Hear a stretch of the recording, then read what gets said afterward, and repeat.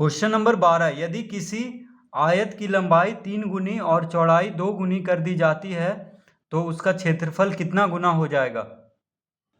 तो हम question number 12 में लिखेंगे, माना कि आयत की लंबाई बराबर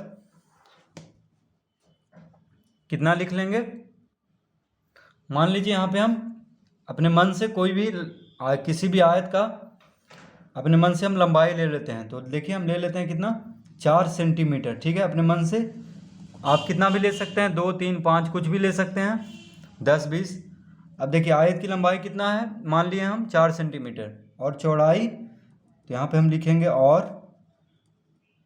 चौड़ाई बराबर हम मान लेते हैं 3 सेंटीमीटर। ठीक है, आप कुछ भी मान सकते हैं, बस लंबाई ज़्यादा रहना चाहिए चौड़ाई से।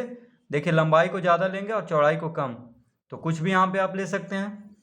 तो क्षेत्रफल हो जाएगा, देखिए तो यहाँ पे हम लिखेंगे क्षेत्रफल बराबर क्या होगा, लंबाई, यानी आयत का क्षेत्रफल का फॉर्मूला होता है लंबाई गुना चौड़ाई। तो देखिए 3 गुना 4 सेंटीमीटर वर्ग, यानी सेंटीमीटर स्क्वायर या वर्ग सेंटीमीटर इसको बोलेंगे, तो कितना आ गया, 4 × 12 वर्ग सेंटीमीटर। ठीक है, अब हम लिखेंगे प्रश्न से क्या कह रहा है कि यदि आयत की लंबाई 3 गुनी कर दी जाए। तो देखिए प्रश्न से आयत की,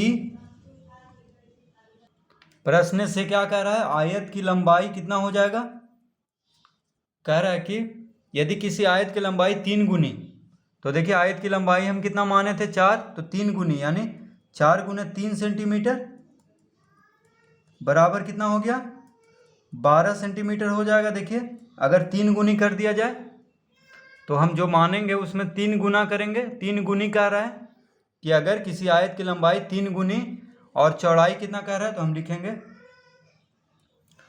और चौड़ाई बराबर कितना कह रहा है, चौड़ाई को 2 गुनी, तो चौड़ाई हम कितना माने थे, 3 सेंटीमीटर।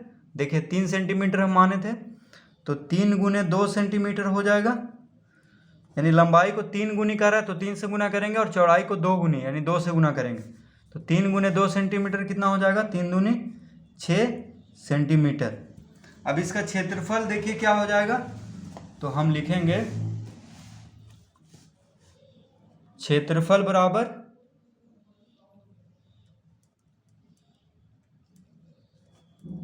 क्या होता है, लंबाई, आयत का क्षेत्रफल का फॉर्मूला होता है लंबाई गुना चौड़ाई। तो लंबाई कितना है, देखिए 12, जो 3 गुना हुआ है उसका 12 और चौड़ाई है 6, तो 12 गुने 6 सेंटीमीटर स्क्वायर, यानी 12 छः कितना हो जाएगा, 72 वर्ग सेंटीमीटर। ठीक है, अब देखिए पहले का आया था उसका क्षेत्रफल कितना आया था, 12 सेंटीमीटर स्क्वायर।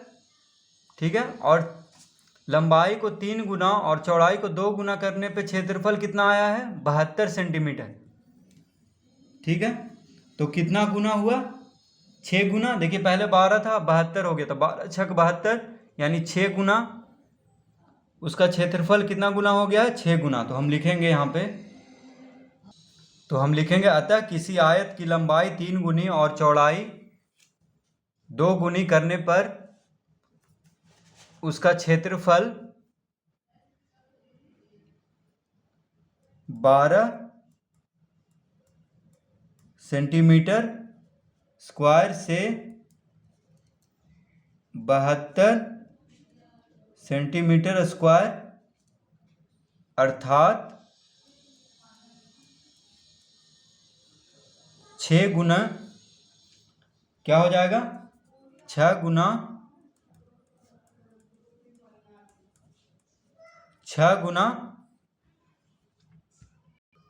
हो जाएगा,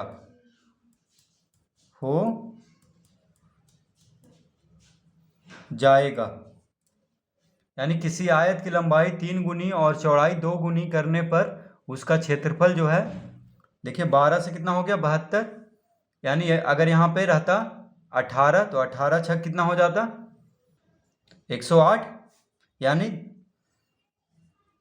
छः गुना बढ़ जाएगा। अगर 4 सेंटीमीटर स्क्वायर रहता तो 4 छक यहाँ पे 24 हो जाता। इसीलिए अगर किसी आयत का लंबाई 3 गुनी और चौड़ाई 2 गुनी करने पर उसका क्षेत्रफल कितना गुना बढ़ जाएगा? 6 गुना। ठीक है, तो इसका आंसर हो जाएगा 6 गुना।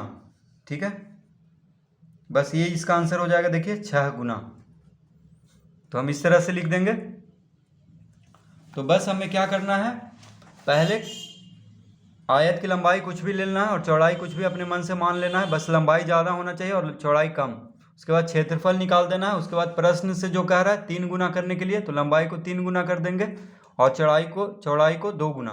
उसके बाद क्षेत्रफल निकालेंगे तो देखेंगे कितना ज़्यादा क्षेत्रफल जो है कितना गुना बढ़ रहा है, तो उसी अनुसार यहाँ पे हम लिख देंगे। क्वेश्चन नंबर 13, यदि किसी वर्ग की प्रत्येक भुजा की लंबाई 2 गुनी कर दी जाती है तो उसका क्षेत्रफल कितना गुना हो जाएगा? तो क्वेश्चन नंबर 13 में हम लिखेंगे, माना कि वर्ग की प्रत्येक भुजा की लंबाई है, देखिए कुछ भी मान लेंगे, 2 3 4 5 कुछ भी, सेंटीमीटर में या मीटर में कुछ भी आप मान सकते हैं यहाँ पे, 10 20 कुछ भी। तो देखिए मान लेते हैं हम 10 सेंटीमीटर। ठीक है 10 सेंटीमीटर। ठीक है, माना कि वर्ग की प्रत्येक भुजा की लंबाई है 10 सेंटीमीटर। तो अब देखिए क्षेत्रफल कितना हो जाएगा?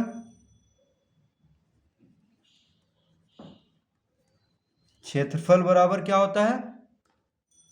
वर्ग का भुजा का वर्ग, यानी भुजा की लंबाई कितना है 10, तो हो जाएगा 10 सेंटीमीटर का वर्ग, यानी कितना आ गया इसका आंसर? 100 वर्ग सेंटीमीटर। ठीक है, अगर हम माना कि वर्ग की यानी अगर हम मान लेते हैं कि प्रत्येक भुजा कितना है वर्ग का 10 सेंटीमीटर, तो क्षेत्रफल कितना हो जाएगा? 100 सेंटीमीटर स्क्वायर। ठीक है, अब देखिए प्रश्न के अनुसार, यानी लिखेंगे हम प्रश्न से वर्ग की प्रत्येक भुजा कितना कह रहा है?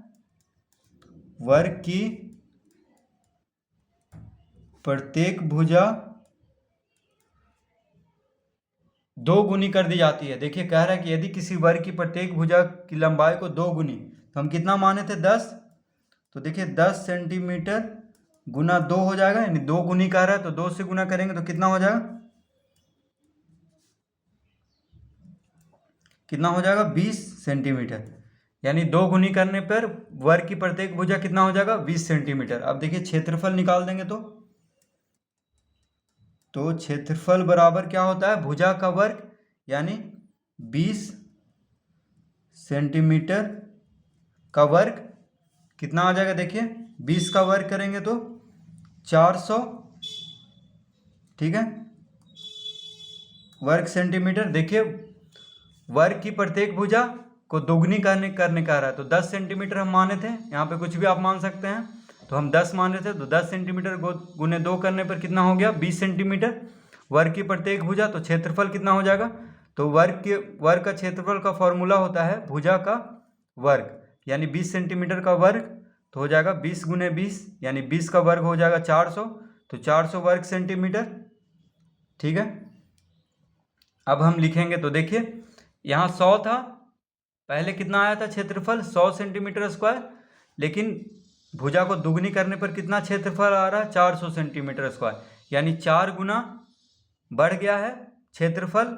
अगर वर्ग की प्रत्येक भुजा को दुगनी कर दिया जाए तो क्षेत्रफल कितना बढ़ जाएगा? 4 गुना। तो बस हम लिख देंगे, तो हम लिखेंगे अतः वर्ग की प्रत्येक भुजा की लंबाई को 2 गुनी करने पर उसका क्षेत्रफल 100 सेंटीमीटर स्क्वायर, यानी 100 वर्ग सेंटीमीटर स्क्वायर से 100 वर्ग सेंटीमीटर से 400 वर्ग सेंटीमीटर अर्थात 4 गुना हो जाएगा। तो इसका आंसर हो जाएगा 4 गुना। ठीक है, यानी अगर वर्ग की प्रत्येक भुजा को दुगना कर दिया जाए तो क्षेत्रफल पे क्या असर होगा? क्षेत्रफल 4 गुना बढ़ जाएगा। तो इस तरह से हम इसको भी हल कर लेंगे। देखिए पहले क्या करना है, कुछ भी मान लेना है प्रत्येक भुजा की लंबाई को, उसके बाद क्षेत्रफल निकाल देना है, उसके बाद प्रत्येक भुजा को दुगनी करके उसका क्षेत्रफल निकाल देना है, उसके बाद इस तरह लिख देना है हमें।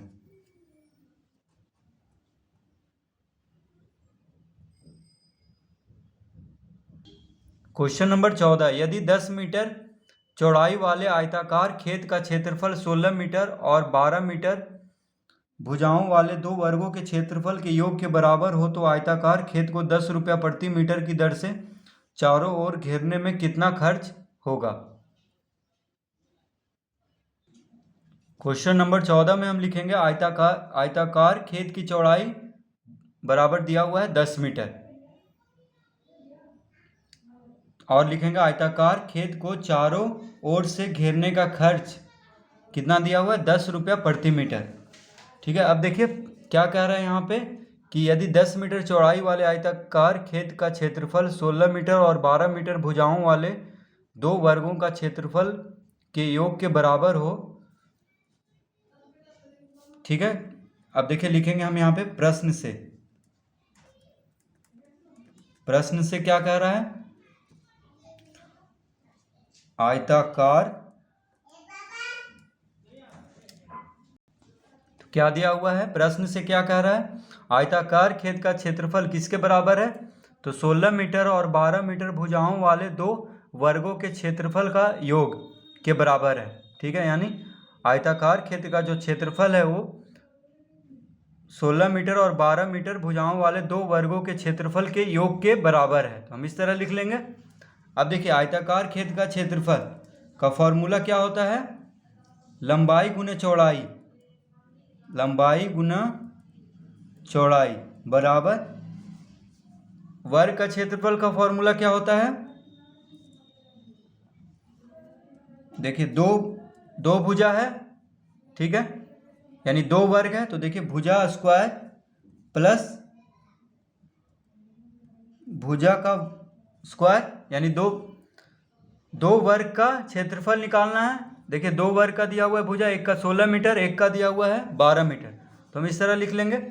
और यहाँ पे लंबाई गुने चौड़ाई, अब देखिए चौड़ाई दिया हुआ है 10 मीटर आयताकार खेत की चौड़ाई, तो हम यहाँ पे लिख लेंगे लंबाई गुना चौड़ाई कितना दिया हुआ है 10 भुजा वर्ग, यानी तो यहाँ पे देखिए 10 मीटर दिया हुआ है चौड़ाई और यहाँ पे 16 मीटर है एक वर्ग का भुजा, तो देखिए हम लिखेंगे 16 मीटर का वर्ग प्लस एक और वर्ग का भुजा है 12 मीटर, तो हम यहाँ पे लिखेंगे 12 मीटर का वर्ग, कितना हो जाएगा देखिए। तो अतः लंबाई, अब हम लंबाई निकाल लेंगे। देखिए आयताकार खेत का क्षेत्रफल ये दोनों के योग के बराबर है इसके क्षेत्रफल के, तो अब लंबाई निकाल लेंगे। तो किस तरह निकालेंगे, देखिए 16 का वर्ग कितना होता है, 16 का वर्ग होता है 16 छक 96, तो 6 और 16 गुने 1 16, 16 9 25, यानी 256। ठीक है, वर्ग मीटर प्लस 12 का वर्ग क्या होगा, 12 गुने 12 144 वर्ग मीटर। देखिए प्लस में है दोनों और यहाँ पे क्या है, गुना में है, तो 10 मीटर क्या हो जाएगा, यहाँ भागा में हो जाएगा, यहाँ पे हम लिख देंगे 10। देखिए यहाँ पे लंबाई के साथ गुना में है तो इधर जाके क्या हो जाएगा, भागा में 10, तो यहाँ पे हम 10 मीटर लिख देंगे, यानी 10 मीटर क्या हो जाएगा, यहाँ पे भागा में हो जाएगा बायां से दायां तरफ आके। तो अब हम लिखेंगे, देखिए 256 प्लस 144 कितना हो जाएगा, तो जोड़ देंगे हम तो कितना होगा 6 4 10, यानी लंबाई बराबर आ जाएगा 6 4 10। देखिए जोड़ रहे हैं हम इसको 256 और 144 को, तो 6 4 10 हाथ में रहा 1, 5 4 9 1 10 हाथ में रहा 1, 2 1 3 1 4, यानी 400 वर्ग मीटर बटा 10 मीटर। ठीक है, तो कितना आ जाएगा, देखिए बराबर 1 शून्य से 1 शून्य खत्म हो गया, मीटर से देखिए वर्ग खत्म हो गया, सिर्फ मीटर बचा, कितना आ गया 40 मीटर, यानी लंबाई निकल गया। तो लिखेंगे अतः आयताकार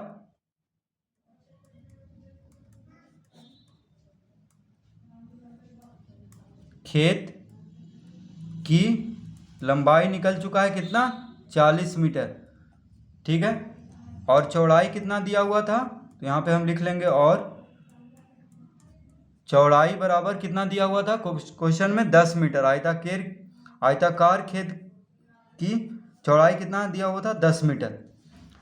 अब देखिए इसका हम पहले परिमाप निकाल देंगे, क्योंकि कह रहा है कि चारों ओर से घेरना है इसको, तो परिमाप निकालेंगे तभी चारों ओर से घेरना है तो परिमाप ही निकाल देंगे, क्योंकि परिमाप से ही चारों ओर की लंबाई निकल जाएगा। तो अब हम लिखेंगे परिमाप बराबर क्या होता है 2 गुने लंबाई प्लस चौड़ाई। देखिए 2 गुने लंबाई प्लस चौड़ाई तो कितना हो जाएगा, बराबर हो जाएगा 2 गुना लंबाई कितना है 40, चौड़ाई कितना है 10, तो कितना हो गया 2 गुने 40 10 50, यानी कितना आ गया देखिए 100 मीटर। यानी आयताकार खेत को चारों ओर घेरने में कितना लग देखिए 100 मीटर हो रहा है चारों ओर घेरने का। अब देखिए घेरने का कुल खर्च कितना हो जाएगा, तो परिमाप आ चुका है 100 मीटर, यानी 100 मीटर घेरना है। बाउंड्री का नाप आ चुका है, देखिए परिमाप क्या होता है बाउंड्री का नाप, तो 100 मीटर आ चुका है। तो घेरने का कुल खर्च कितना हो जाएगा 100 मीटर 100 गुने, अब देखिए 10 रुपये प्रति मीटर कह रहा है, तो 100 गुने 10 रुपया कर देंगे, ठीक है। 100 मीटर यानी 1 मीटर का 10 रुपया घेरने में खर्च आ रहा है, तो 100 मीटर में 100 गुने 10 रुपया, तो कितना आ जाएगा देखिए 1000 रुपया। तो यही हमसे पूछ रहा था कि अगर 10 रुपये प्रति मीटर की दर से चारों ओर घेरने में खर्च आ रहा है तो आयताकार खेत को घेरने में कितना खर्च आएगा, ठीक है। तो देखिए 1000 रुपया। तो इस तरह से हम इसको हल कर लेंगे। तो पहले क्या करना है हमें, पहले देखिए आयताकार खेत का क्षेत्रफल और भुजाओं वाले 2 वर्गों का क्षेत्रफल का योग के बराबर कर देना है, उससे हमें लंबाई निकल जाएगा। तो लंबाई निकालने के बाद परिमाप निकाल देना है, उसके बाद 10 से परिमाप को गुना कर देना है।